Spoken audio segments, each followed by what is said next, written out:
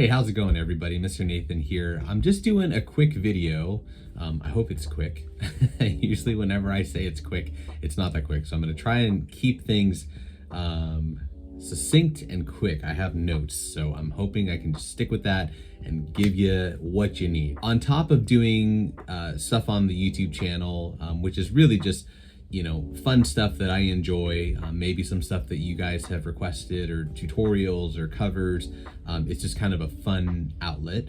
I teach music lessons, and a lot of the student showcase videos you see on the channel, that's kind of a wing of my in-person lessons. And I get a lot of beginner students. Some students are intermediate or advanced, but a lot of beginner students coming and starting out for the first time. And I get a lot of guitar students. And in doing that as kind of my full-time job, you encounter a lot of the same issues or the same questions. And really kind of the title of this video is I want to learn guitar, now what? Is really what it boils down to in terms of what I have encountered as some of the obstacles facing maybe you if you've just started guitar, or you're thinking about starting guitar, or maybe you're a parent, or you're kind of helping someone else get into guitar. These are kind of the common issues that I think a lot of students run into, and maybe something that that I can kind of lend to your experience maybe is what I've seen as helping get past those obstacles. So I think I have 8. 1, 2, 3, 4. Let's see if I can count. 1, 2, 3, 4, 5, 6. Yes, I have 8 points that I kind of in order that I think if you follow these points, I have found success with my students in following these points, and I think you can as well. So you're wanting to start guitar, now what? First, point number 1 is I would advise going electric over acoustic. Electric over acoustic. Acoustic guitars, the strings are thick and the neck is typically pretty wide. It's out of reach. I should have prepped better, but a lot of beginner students get these classical nylon string guitars and the action is so high, the neck is super flat and wide, and you're just starting with an additional challenge, playing an instrument that already is going to be hard. So acoustic guitars in general, even if you're not going the classical guitar route, which is like, in my experience, that was like, a big deterrent to wanting to play, because it was just so hard to get playing. Acoustics too, like just the thicker strings and the wider neck makes it hard. So I tend to advise my beginner students to start with an electric. Get a cheap electric. It doesn't have to be a fancy electric. You can get cheap electric, guitars, beginner guitars on Amazon or Craigslist or Marketplace. Ask around, someone's got one. And I would go electric because you've got thinner strings and the neck is thinner, and really it's going to allow you to find success faster and get momentum playing quicker. So I would go electric over acoustic, and my side point to that is get new strings, and get nines, get thin strings. So I'll put some links below to some of the stuff that I'm going to talk about. So I'll put a link to maybe a cheap electric, on Amazon or something, and it is affiliate, so just full disclosure. And I'll put a link to some strings. Getting an electric guitar with thin strings, new strings, can be a game changer for some of my students that come in with these hefty acoustics and they just cannot fret a note. They can't get their hand around it. And really, a lot of it is kind of opened up when I say, let's try playing one of my electrics. And I have one that has really thin strings, and all of a sudden, like, they can play the chord that they've been struggling to play. So first is electric over acoustic. Second, I would say get amped. What do I mean by get amped? Electric, you're obviously going to need some kind of amplification, and I would avoid kind of your go-to little practice amp.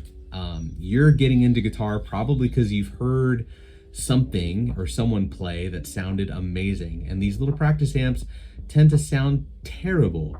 But if you know what to get, it doesn't have to sound terrible. So some companies have made little practice amp type deals that have different settings, different effects. So like the Fender Mustang, or like the Line 6, even the old like Spiders and stuff like that. It gives you options of sounds. So you can, play a heavy metal song that you really want to learn, or you can play kind of a jazzy thing you want to learn, or maybe you just want to kind of strum clean chords. You've got that too. You're not limited. And the what's yielded from your hard work in terms of the sound is really rewarding, because you can kind of get to that sound that you want to play, that maybe inspired you to start playing. So get the right amp. So an amp with different amp settings or different amp models. You can also go with like headphone amps, just little jacks that plug into your electric, so you don't have to deal with any house volume if you're dealing with not wanting to turn things up. You can always use headphones as well with those practice amps. But those little plug-in headphone amps, they have different settings as well. So I'll put some links to some of those in the description too, that can eliminate house sound if you're worried about that. And you can have lots of different sounds, maybe with some effects as well, that just make it more fun to play. If it sounds terrible, you're gonna hear that. and when you're working so hard and your fingers are sore or bleeding and you just can't get it right, and you're working hard, and then you finally get it and it just sounds like garbage, and it's not anywhere near the song you're trying to play, that can be really discouraging. So getting amped, getting the right amp is important. The next point number 3, is called strap and stand. So with the electric, I would get a strap, a guitar strap, and I would practice standing. And one of the reasons why is a lot of students struggle with positioning, especially in electric. When you're sitting down, it can be really hard to kind of find a balance point.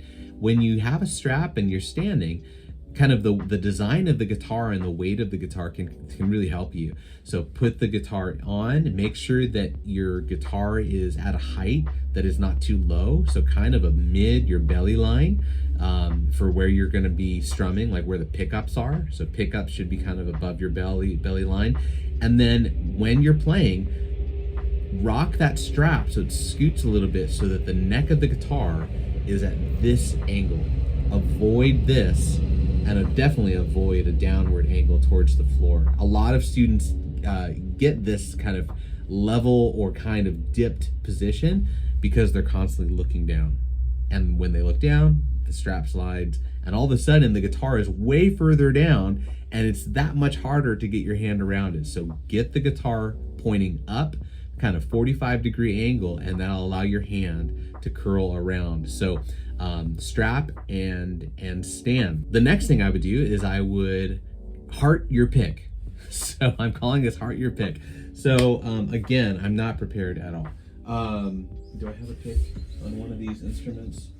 No, of course. I always have picks on the guitars, and the one time I need one, I don't.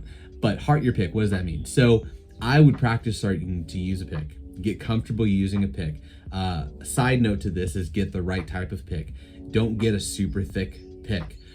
73 millimeter or lighter, something that has some give to it, so the strings aren't really fighting the thickness of the pick. So get the right thickness of pick, and I'll put some links in the video as well. And with any of this stuff, if you have questions or things that weren't clear, if you have a different issue that you're encountering, comment with it, and maybe I can help. Maybe not, but maybe I can. So get the right thickness of pick. Thinner picks can allow you just to focus on form, and you're not having to really feel that resistance of the strings. But heart your pick means take your fingers and make a little heart. I used to live in South Korea, and a lot of times when we would take group pictures, a lot of my Korean friends would make this as like a heart, and we would all do this, and it was really adorable and fun. But I found that this is actually like a perfect position to hold your pick. So if you take your thumb and your pointer finger and you make a little heart like that, and you can do this with your pictures too, and then you take your pick and you just put it in line with your pointer finger. So like the tip of the pick is like, it's kind of arrow pointing this way. Put the pick in. I should really get a pick.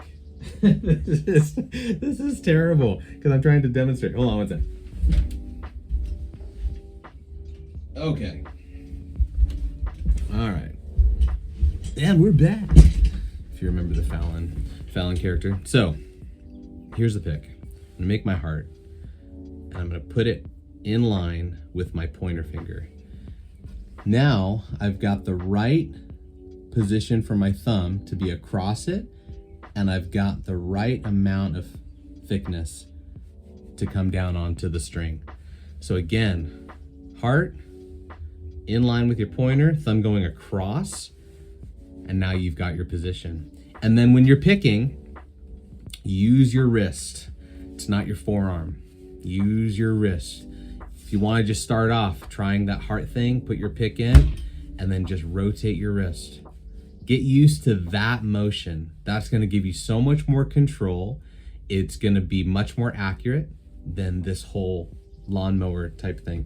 So heart your pick. Resist the lines. What does that mean? Okay, a lot of my students, they see the lines of the frets, and when they're trying to fret their chords, like that's where you're starting is chords, and I think I'm gonna get there. Well, if I don't, chords, start with chords. But a lot of times they'll try to line their fingers straight with the fret, and it puts your wrist at a very awkward position. Sometimes can threaten some injury in your wrist. But actually, when you're playing guitar, you're going diagonal across the fret. So when you're holding the guitar neck in your hand is actually coming across the strings. Your fingers are coming across the strings, not straight up with the frets, those metal lines that you see on the guitar. So I've made a video about this that I'll put in the link to if you want a more in-depth kind of demo of what this means.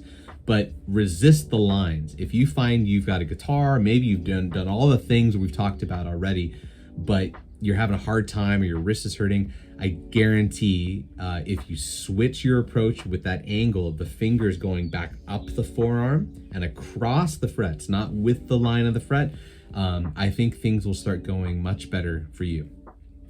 I can't guarantee it, but I think so. I found that to be the case with a lot of my students encountering the same issue. So resist the lines. Play what you love. The next point. What point am I on? 1, 2, 3, 4, 5, 6. Play what you love. One of the things that I do with my students, which creates more work for me, but I see the product in the joy that my students find when they're playing music, and the excitement they feel coming back to their instrument is creating material based off of the music that they listen to. So the first thing my students do when we do an orientation for a new student is I ask them to give me a bucket list. You know, imagine you have all the talent in the world, just suddenly magically at your fingertips, literally. What music are you playing? And that gives me a musical profile to know, okay, this is what you like. Okay, you're really into heavy metal. This is the type of stuff you're gonna need to know. Or you're really into jazz or kind of a bluesy thing. This is what you're gonna need to know. And you eliminate some of the stuff that's not as essential. If one of my students really wants to get into like grunge or Nirvana, okay, I'm probably not gonna spend a ton of time on finger exercises and the pentatonic scale, because that is not in line with what's kind of fueling their desire to play music and get a guitar in the first place. I'm going to teach them some power chords, and probably power chords that are just partial, you know, the 1 and the 5, you know, pointer and pinky, just get those down, you know, and again, get the amp where you have an effect that, you know, has some gain to it, and maybe some chorus where we can start getting into like Come As You Are, some picking, but that's where we're gonna funnel our energy of what they need to learn. And it just keeps you motivated, keeps you excited to go back to the guitar. You look at the guitar on the stand or hanging up and you think, I want to pick that up because I'm playing the stuff that I enjoy. And a lot of students crash out with guitar or other instruments because they're just not playing what they enjoy listening to. Your ears are important as the player. And if you're not inspired, if you're not experiencing the joy from playing, you're already on kind of the way out. It's just a matter of when other things in life that are fun start just overpowering this awkward thing that makes your fingers hurt. So play what you love. And, that might mean you need to, find some friends that can play some of that stuff, or maybe find a music teacher in your area that is flexible to create some material. Use this channel. I don't know if I can be your teacher, but my passion is helping people play the stuff that they love. So use this channel if that's all you got. I'll do my best. So point number 7, be a songster, not a riffer. So many of my guitar students, they just want to learn a riff, and riffs are great. I love riffs. Riffs are super fun to play, but there is value in learning a whole song, and there's value in learning a song that doesn't have all the crazy riffing. There's value to playing a song that might feel repetitive and maybe boring. It just does the same thing over and over, or where's the flash? I think a balance is important. Learn some riffs. There's some videos on the channel of just kind of one string riffs that are just fun to play. Yes, riffs are great, but don't get stuck playing parts of songs. Be a songster and play the whole thing. Learn a whole thing. If you have a band that has multiple guitar players, learn their different parts. Learn the rhythm guitar, where it's kind of maybe a little bit more boring or basic. That really teaches you a lot about rhythm. The rhythm guitarist. So that's important. Learning how to just lay down that kind of bass for the song. Understanding the value of chords, different chord shapes. And then maybe if they've got another guitar player, more that does more of the lead stuff, then you can learn more intricate stuff, more intricate playing and picking and, scales and that kind of stuff that might be involved. But kind of use the songs that you love and the music you love, and maybe find variety within it. But learn songs, learn the whole thing. There's so much value in learning that moving forward. Finally, practice makes better. I never say practice makes perfect. We have t-shirts for sale that if you want a t-shirt that has the practice makes better logo, I'll put links below that you can have. And there's like a heart pick t-shirt too. Shameless plug. But you can't get away from having to practice. You can't get away from needing to put in the time. And this is with anything. And I tell my students, a lot of my students play video games and they are good at it. And I've told them, you put in a lot of time. You put in a lot of time getting good at these video games.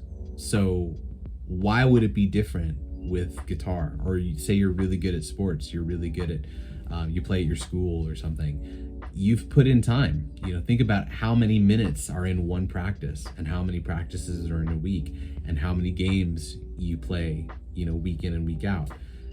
Add all that up. It's not a coincidence that maybe you're improving. Same thing with an instrument, and that's why it's so important. These other points that I've mentioned, like playing an instrument that's not fighting you, like a big acoustic, getting an electric, getting an amp that has the sounds that you desire, that are pleasing to your ear, playing songs that you love to play. These are all things that I've found with students put you in a position to find success. And there's nothing better as a music teacher than seeing students improve, yes, but seeing how music really is fueling positivity and joy in their life. And it's just an overflow into other stuff. Like, it's an outlet, it's a form of expression, it's where they're learning confidence, performing, like teamwork, and playing with other musicians. There's so much to be gained, but you have to enjoy it. And you have to get some momentum, and I found these to be helpful. All of this is hopefully helping you maybe address some of these obstacles, maybe for you. And again, if you have questions about any of the stuff, or if I left out some obstacles that you've encountered, share it with me and put it in the comments. That's all, and hopefully this is helpful. Like the video, all that stuff. Subscribe if you want. Buy a t-shirt. Check out the affiliate links. More importantly, just continue to pursue music. And as a guitar player, do not be discouraged. There are options and ways through these challenges that you might be experiencing. You are not alone. We have all encountered these challenges, and there's light on the other side. Okay, till next time. See you guys.